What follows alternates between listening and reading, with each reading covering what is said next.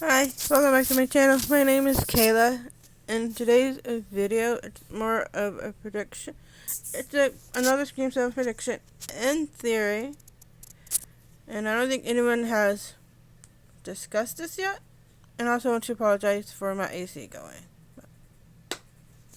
I've been working all night on this prediction, so.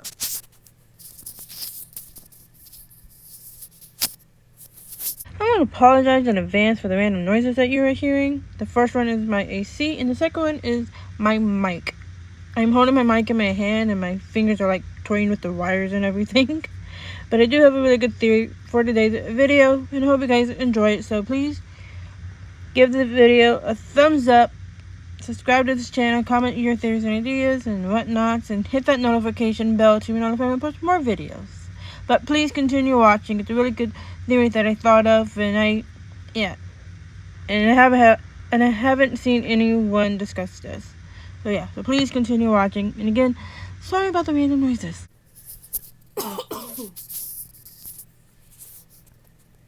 Could Scream 7 be taking us back to the very beginning, where the focus is now on Sydney and Stu, and possibly Danny? What if Danny Brackett is a son of Cotton Murray, and he is the one that is going after those that took part in framing his father? When he mentions in Scream 5, it always goes back to the original. Cotton Murray is the original. Stu, Sydney, Gail, and Cotton are all the originals. What if Danny Brackett is trying to frame Stu Macher for what he did to Cotton?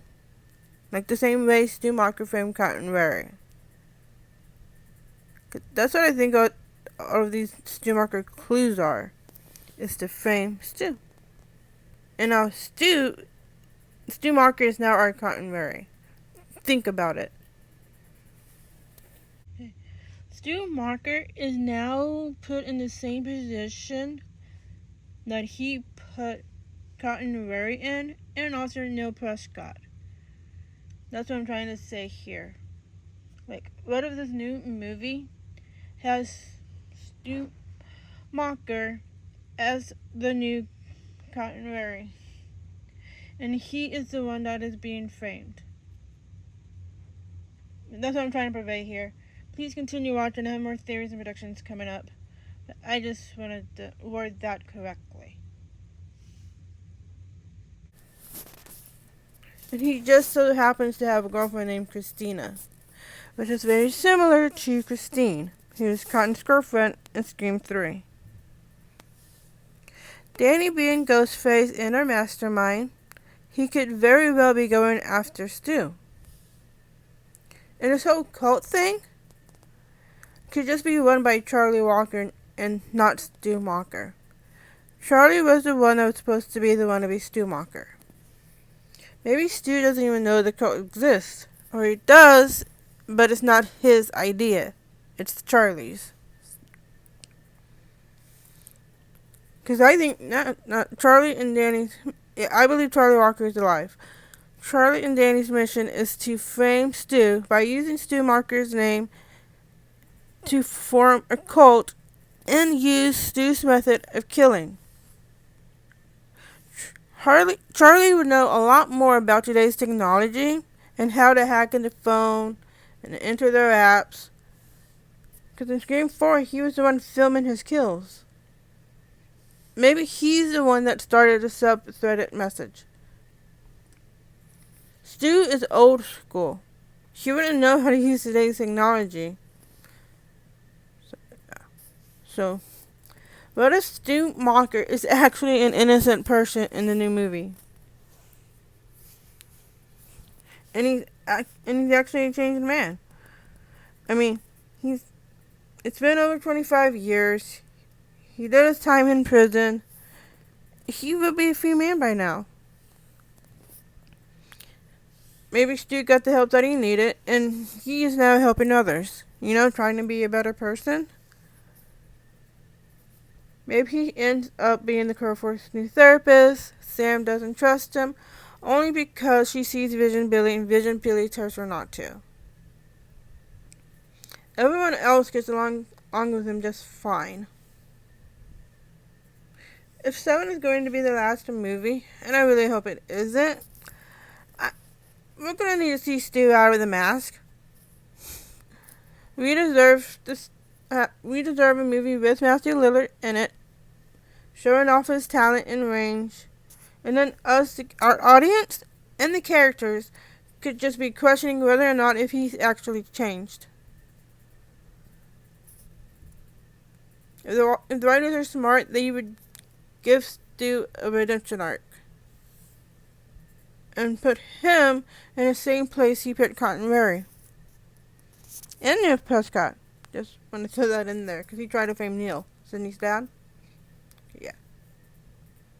So what if Stu's only going after Sydney because he needs help? He doesn't want to hurt her anymore. And now someone's going after his family and is framing him now.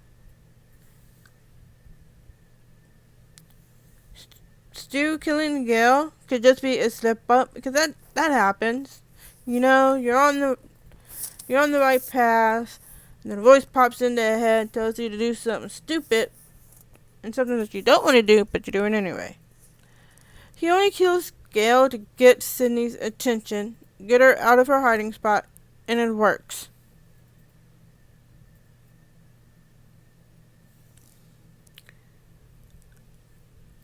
I think Danny Brackett is the one responsible for the murders in Woodsboro and Scream 5. It's Scream 5, that's what I'm calling it. And he's the one that is going after those who wronged his parents. He even told Sam in Scream 6 not to trust him. And it even says, never trust the love interest. So, what if Sydney is now having to make a decision whether or not to team up with Stu Macher to stop this new Ghostface? Because this new Ghostface is going after both of them and their respective families. I think Danny is the one that killed Vince, Stu's nephew. Maybe he also killed Leslie Macher, Stu's sister. If Danny is Ghostface and the son of Cotton Murray, him going after Stu Macher's family would make a lot of sense, as well as Sydney's. I'll explain later. In the final act of Scream 7, I would love to see a confrontation between Stu and Sydney, but it doesn't last long. Yeah, the conflict would be Gail. Yeah, Gail would be the topic of that conflict. But it would lead into a heart-to-heart.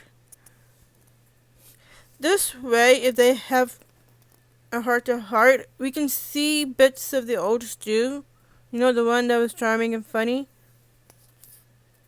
Because Scream 7 is supposed to mirror Scream 3 to some capacity. This is the idea that I had in my head that could be used as parallels. You know, like maybe Danny kidnaps Sydney and Stu. They're tied to a chair, similar to Scream 3, where it's Roman tying Dewey and Gail to a chair. Stu and Sydney have an awkward conversation. They talk like civilized people. Then they agree to team up. Of course, Sydney hesitates. Like, why would you trust the person that ruined your life and destroyed your family in the first place? But Stu manages to convince her. Maybe he says something like, don't do it for me, do it for Tatum, Gail, and Dewey. So they put aside their differences to protect someone they each care about. Stu does it for his sister, and maybe Christina. Okay. Maybe Danny also kidnapped Tara and Sam, and all four of them are tied to each other. Students, and of course we need humor. So I have on here, Stu and Sydney beg Danny to let their daughters go, and that it's really them that Danny wants. Danny gets confused and asks, oh, what, who? Because both Cindy and Stu say our daughters, like insinuating that they're a family of 4, but they're not. Instead of just saying Tara and Sam individually. Of course, Stu gets amused at the fact Danny is confused. Yeah, no, that's funny at times. Yeah. Yeah, the conversation can be like, not like that. And Stu can be like, I claim the tiny one, meaning Tara. And Stu can be, I claim the other. Sydney accepts Billy's daughter as her own now. Yeah. Just like Gail said in Scream 6, you choose your family. And I also would love for Tara to say some lines that remind us of Tatum. Like she says to Danny, I knew you were too good to be true. Destined to have a flaw. I would love for that kind of line to be thrown in there. Yeah. I'm starting to think that Charlie Walker was the one that attacked Tara and killed Dewey. In Scream 5, Sam says the killer is going after those related to the original. Tara was stabbed through the hand like Liv was in Scream 4. That's a clue for Charlie, not Stu. Also, Ghostface says to Dewey it's an honor. That's another Charlie clue. Because he says it to Sidney in Scream 4. Yeah. Charlie will be in his 30s by now. He'll be a whole lot stronger and be able to lift a grown man up from the floor like that and be able to gut someone like that. Like, yeah. We see what he did to Liv. Okay. Stu did make all those phone calls. He made the phone call to Tara and he made the phone calls to Gail. I should have mentioned this in the beginning. Danny Brackett and Charlie Walker are partners. This theory could take this all back to the beginning of both like trilogies, like back to the Scream 96 beginning and Scream 5 beginning.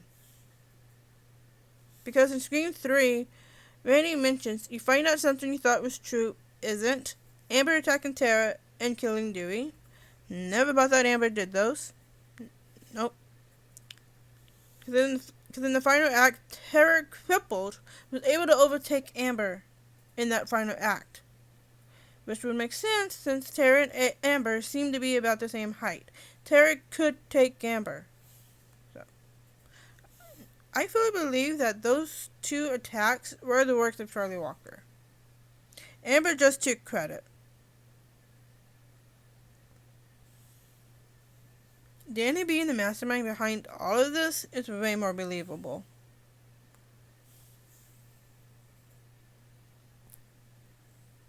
They used Stu's house to try and frame Stu. I'm talking about Charlie and Danny. They used Stu's house to try and frame Stu to make it look like Stu Macher was the one responsible for all the murders. Randy also mentions in Scream 3, the past will come back to bite you. The past is not at rest. Danny being the son of Cotton Wary could bite both Stu and Cindy in the butt, because Cotton Wary is a part of both their pasts. Stu and Billy framed Cotton. Sid's half-brother Roman killed Cotton, giving Danny plenty of motive to go after them, including the Carpenter sisters, since they're the daughters of the 2 people who framed his father. Sam gets closer to Cindy after the death of Gail. Tara gets closer to Stu after the death of her mother, Christina. I think Danny or Charlie killed Christina to get to Stu or to try and frame Stu. So, yeah. And those that are working with or for Charlie and Danny, all of the members are using Stu's signature move with the 2 hands in the air in order to frame Stu. In the final act, Danny kills Stu, or we think that he does, because Stu knows how to fake his death. Thanks to Cindy's brother Roman, Stu does this before Danny even comes to him. Stu also helps Cindy fake her death too, to protect her from Danny, and so that Danny doesn't get a chance to get to her. This can be a way to redeem Stu, by having Stu do this, by having Stu protect Cindy this time. And of course Danny would fail to shoot Stu in the head, because most ghost faces do. Tara kills Danny, thinking that he killed Stu by shooting him in the head. Tara knows how to work a gun. We see this with her shooting Amber in Scream 5, so. I know some don't like the idea of Tara being Stu's daughter, but it makes sense. Yeah. Again, sorry about the AC going. I just want to add, like, what better way for Tara to understand Sam a little more than by having her too be the daughter of a serial killer? Like, her being the daughter of Sam's dad's partner. If that makes any sense.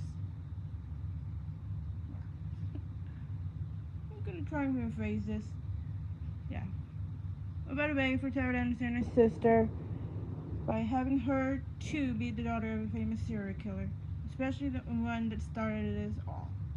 So for me, it does make sense for Tara to be Stu's daughter.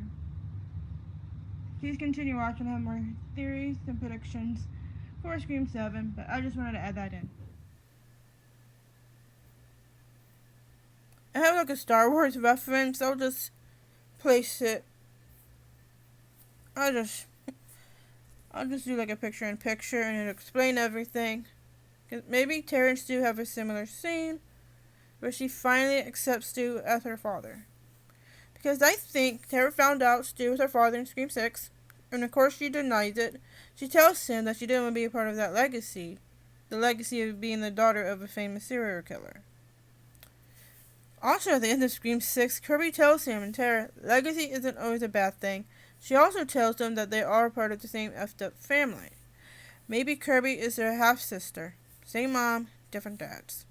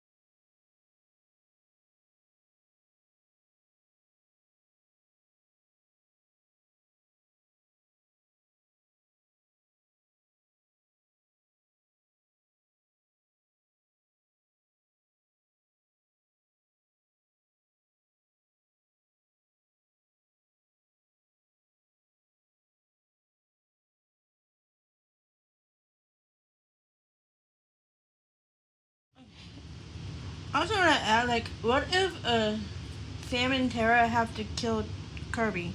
Like, that would mirror Scream 3 as well. Like, because Roman was revealed as the half brother, and then Sydney had to kill him. So what if in this one, Sam and Tara have to kill Kirby because it's revealed that Kirby is a ghost face and a part of this whole cult, Charlie's cult. I'll go more into that later because I don't think it's Stu anymore. I think it's two new ghost faces that are framing him. That's what this whole video is about now. Having a sudden kind wearing frame and OG ghost face, which is Stu Macher. Yeah, continue watching. I just wanted to add that, like, what if Sam and Tara have to kill Kirby in the 7th one? Scream 7, we see Tara slowly start to accept Stu as her father, especially after losing her mother. I'll get into that later. Okay, back to the final act. The sound of the gunshot wakes both Stu and Sydney up. Stu wakes up and praises Tara. Be like, damn, you're good with a gun. And Tara can be like, not my first time. Okay. We finally get a Ghostface that gets away with it. And it should be the OG Ghostface. Stu should be that Ghostface getting away with it.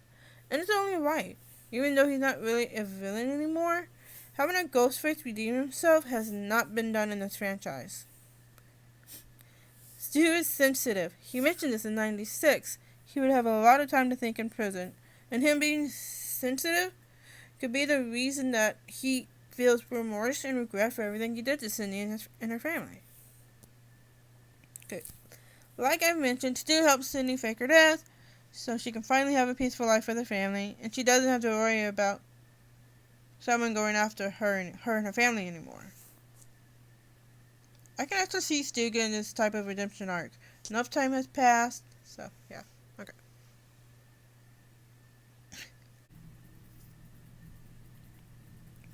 These new movies are not mirroring the OG trilogy to a T. Each one has something a little different to it. Okay, because in Scream 5, Scream 5, we have the boyfriend has the killer but a different partner. Scream 2, we had a theater and father with siblings instead of a mother. So I think in Scream 3, it would be half sister instead of half brother. And I think Kirby is that half sister. Cotton's son or sons, maybe Charlie and Danny are brothers, or they're just partners getting revenge for their parents. Revenge that's justice for their parents.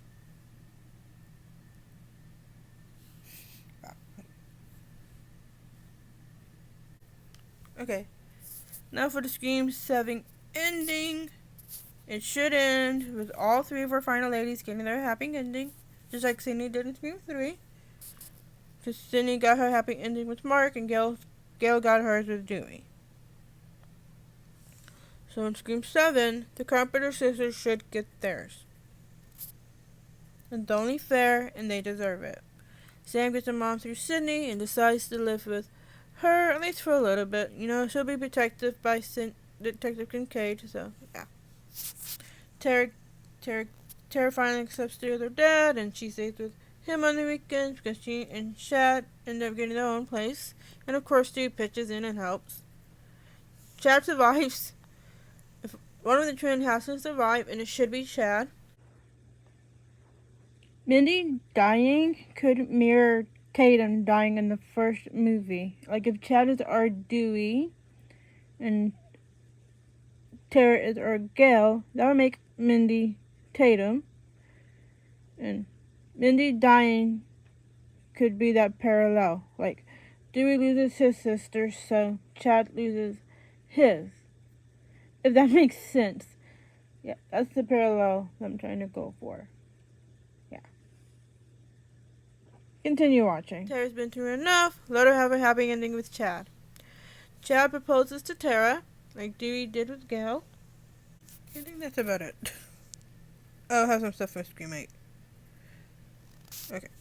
And then in Scream 8, I know this is way too early. It's just Scream 8, a lot of years would have passed. We see Chad become a cop. Tara becomes a reporter, honoring Gail. Chad is sometimes Tara's cameraman. Sam becomes a therapist herself, you know, to help other people like her.